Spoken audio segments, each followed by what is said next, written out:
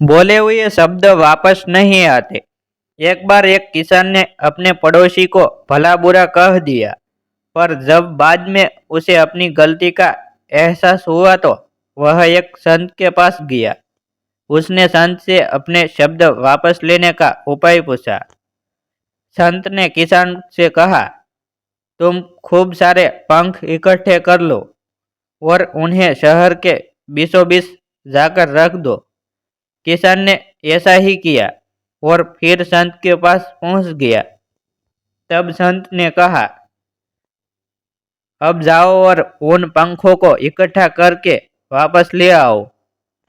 किसान वापस गया, पर तब तक सारे पंख हवा से इधर उधर उड़ चुके थे और किसान खाली हाथ संत के पास पहुंचा। तब संत ने उससे कहा कि ठीक ऐसा ही तुम्हारे द्वारा कहे गए शब्दों के साथ होता है।